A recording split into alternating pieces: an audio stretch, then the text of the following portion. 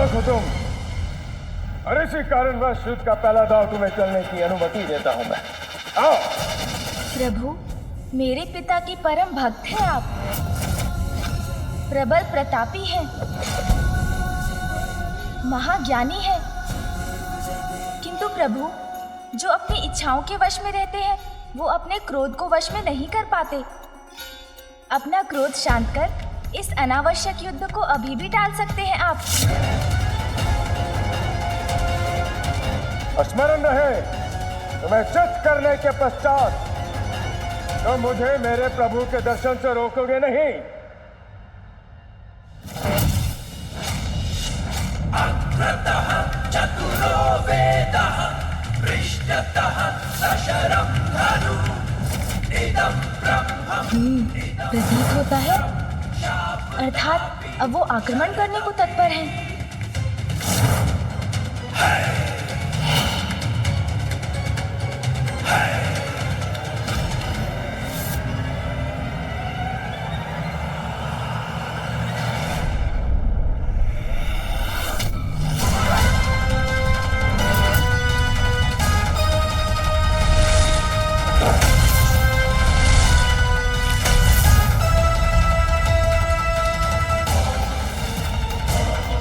अरे कहाँ चले गए परशुराम जी?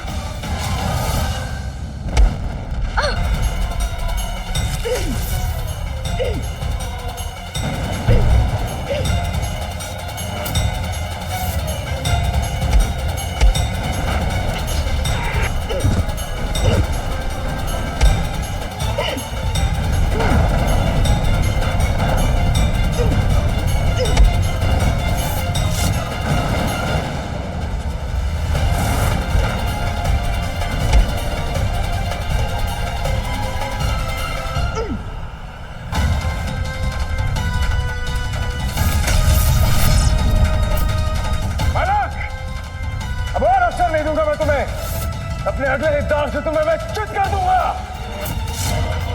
उचित है मुझसे भयभीत होकर तुम्हारा पीछे हटना सर्वथा उचित है।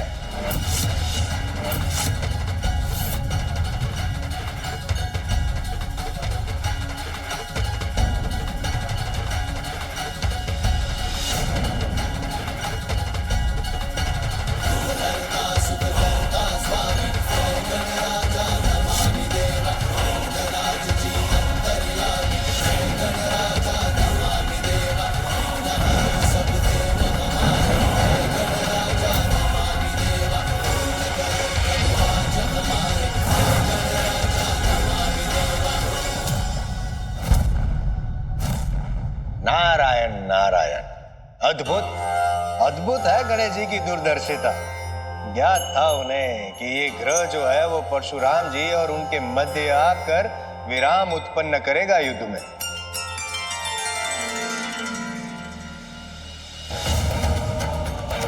गणेश,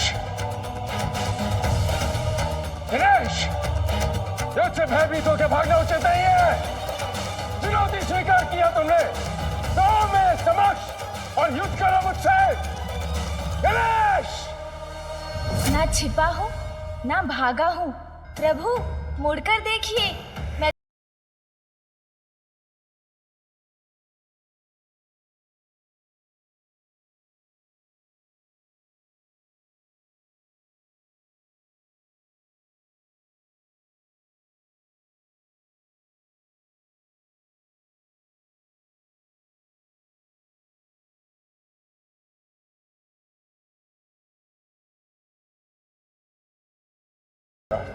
जिसमें खड़ग और ढाल का प्रयोग होता है। सावधान हो जाओ बालक। तो प्रभु की समान इस मुद्रा में मैं भी हाथ में खड़ग और ढाल लेकर उनसे युद्ध करूंगा। अग्रतः चतुरो वेदः पृष्ठतः सशरं धनु इदं ब्रह्मम् इदं शस्त्रं शापदापि शरदपि।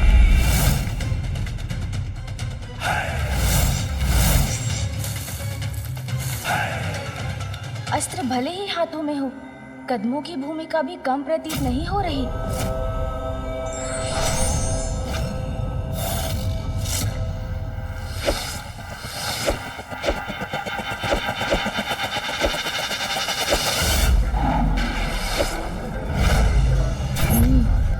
स्फूर्ति के साथ साथ शक्ति का भी प्रयोग करना पड़ेगा।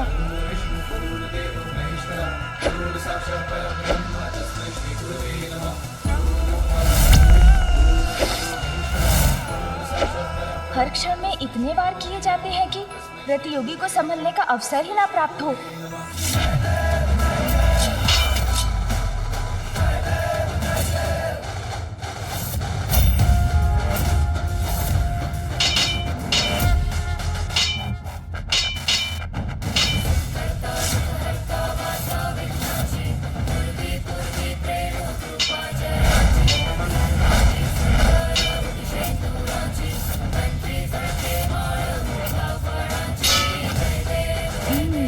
इस मुद्रा में घूमें और वार करें, प्रतियोगी को समझने का समय ही ना दें।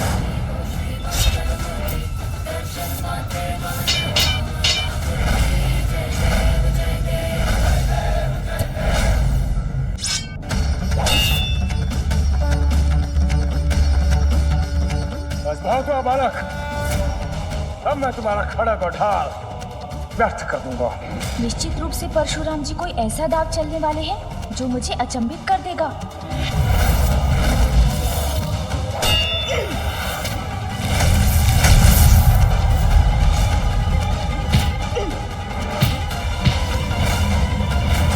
अब इस दांव के साथ अंत होगा इस युद्ध का।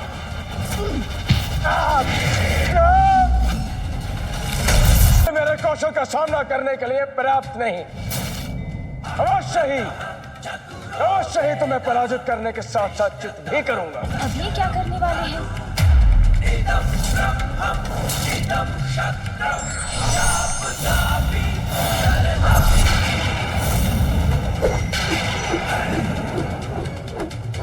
मैं महादेव से अपराजित रहने का वरदान प्राप्त किया है मैंने।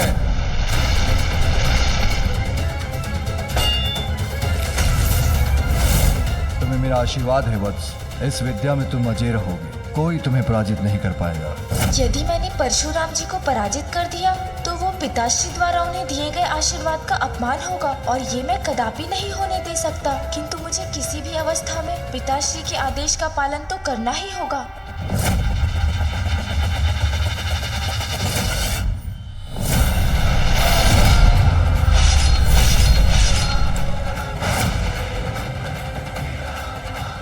गणेश और परशुराम के मध्य अब जो होने वाला है वो किसी प्रलय से कम नहीं होगा।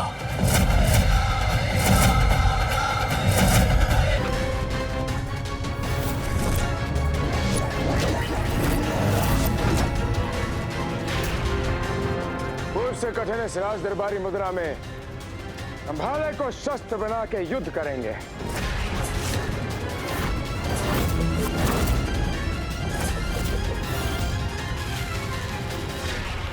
मेरा सौभाग्य है परशुराम जी को देखकर राजदरबारी मुद्रा में भाला युद्ध सीखने का अवसर प्राप्त हो रहा है मुझे।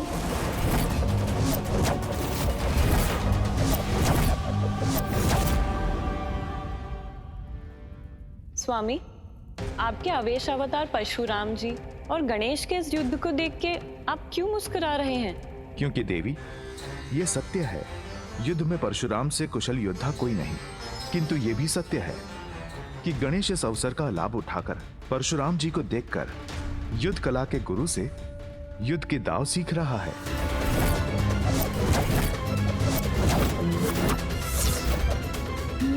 तो ये दांव इस प्रकार सीखा जा सकता है।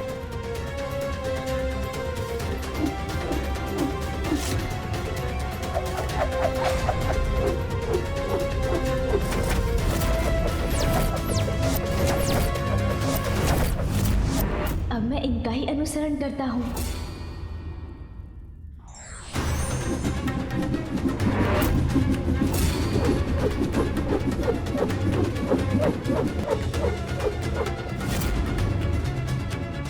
आश्चर्य, मात्र मुझे देखकर इतनी शीघ्रता से युद्ध कला में निपुणता प्राप्त कर रहा है यह बालक। और जटिल मुद्रा में युद्ध करता हूं इससे।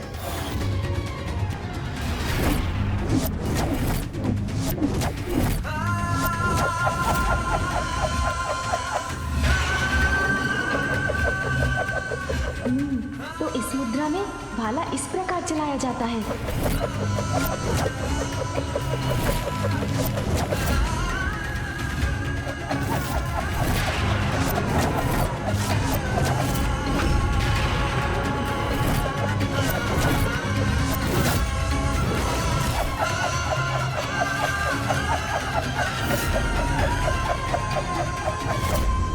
कठिन तो है।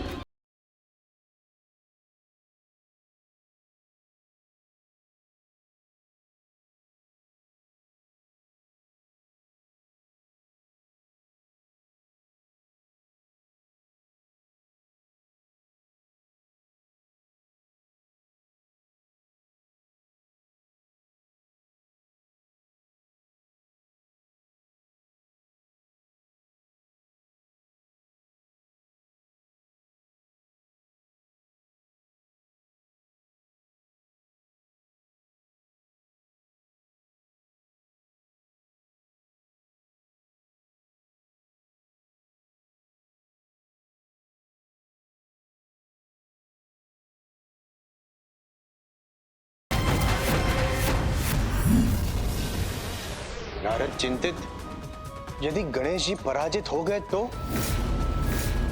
मुझे ज्ञात नहीं इस युद्ध में किस संत की अपेक्षा करूं। मैं कुछ समझी नहीं स्वामी। विजय श्री गणेश जी की हो या परशुराम जी की, दोनों ही स्थितियों में विनाश ही विनाश होगा। महादेव और माता पार्वती की पूजा खंडित होने का भय, और दूसरी ओर परशुराम जी का क्रोध।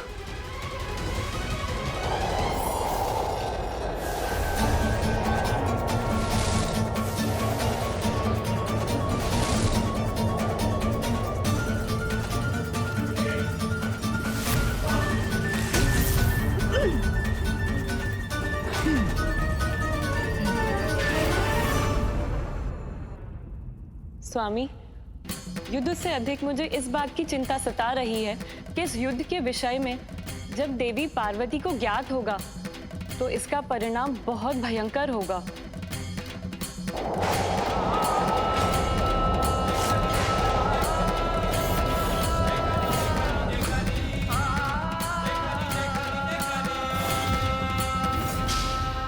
इस बार तो बड़ी कुशलता से अपना संतुलन बना के तुमने अपनी रक्षा कर ली, किंतु अब तुम्हारी पराजय में अधिक समय शेष नहीं। शीघ्र ही चित होगे तुम। प्रभु, अनिच्छा से आपसे युद्ध करने में विवश हूं मैं, किंतु आपके दांव का सामना ना कर युद्ध धर्म का अपमान भी तो नहीं कर सकता। भीगरी चक्री मुद्रा पूर्व दो मुद्राओं से अधिक जटिल है। इसमें वर्मी से युद्ध करना तुम्हारे लिए सरल नहीं होगा।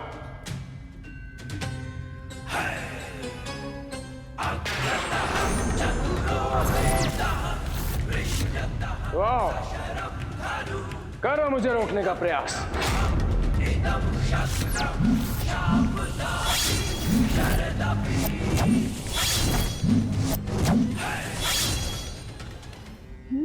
तो ये अस्त्र इस प्रकार चलाया जाता है।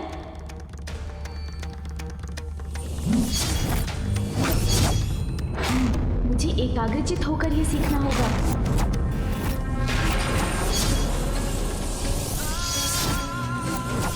और सतर्क भी रहना होगा।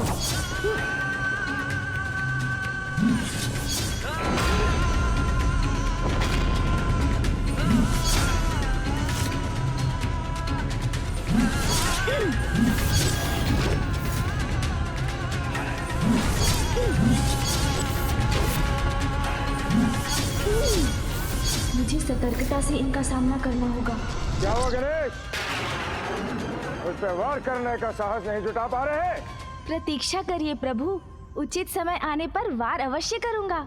उचित समय की प्रतीक्षा अर्थात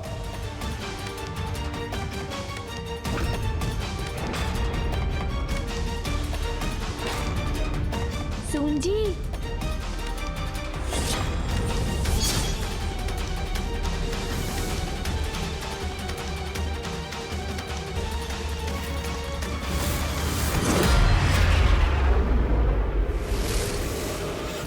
मुझे क्षमा कीजिए प्रभु, मेरे कारण आपको आहत होना पड़ा।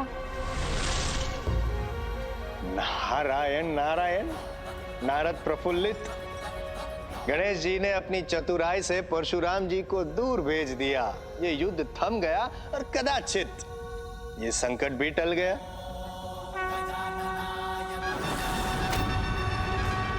इससे तो परशुराम का क्रोध और भी तीव्र होगा, इसलिए संकट टला नहीं है और बढ़ गया है।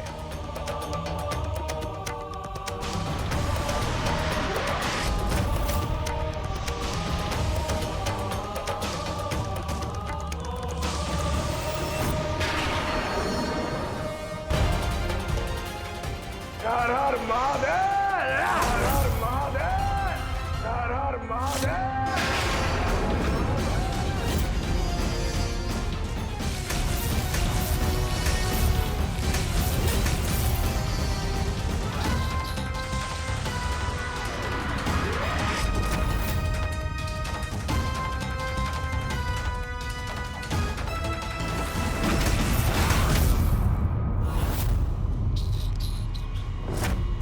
जब तुम्हें और चतुराई दिखाने का अवसर नहीं दूंगा बालक।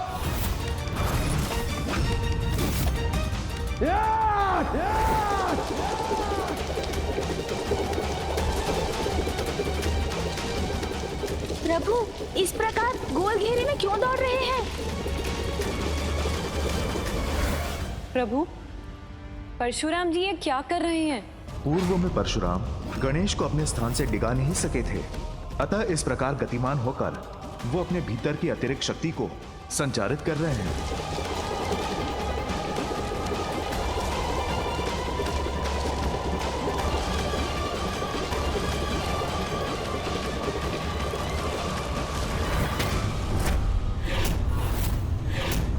इस ग्रह से टकरा के तुम स्वयं चित हो जाओगे बालक।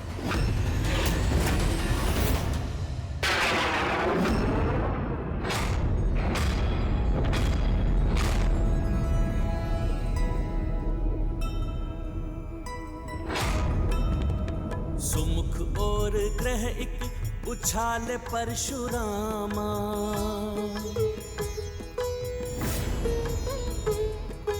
किंतु सहज ही गणपति ने उसको थामा। ग्रह धुरी विलग किए असाधारण है ये बालक। पुनः कक्षा में भेजे विनायक चातुर।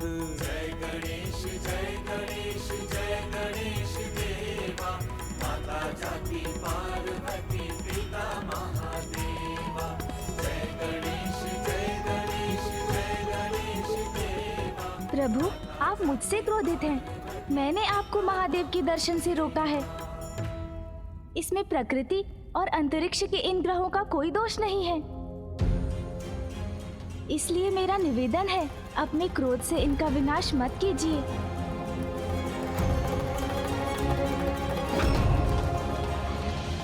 तुम्हें पराजित करने के लिए जो भी अवश्य होगा वो मैं करूंगा। जो आपको उचित लगे प्रभु।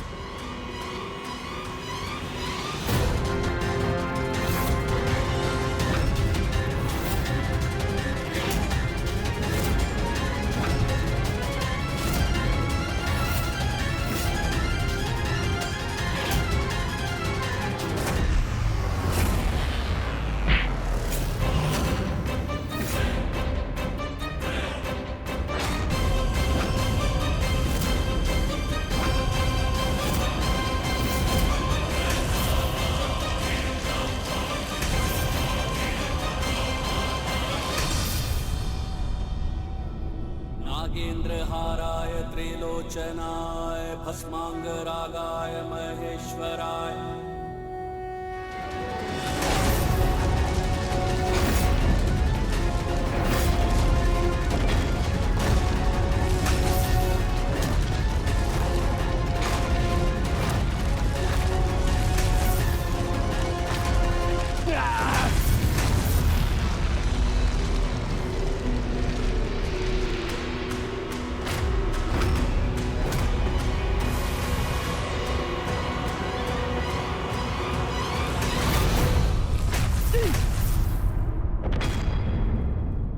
अब मैं होऊंगा विजय।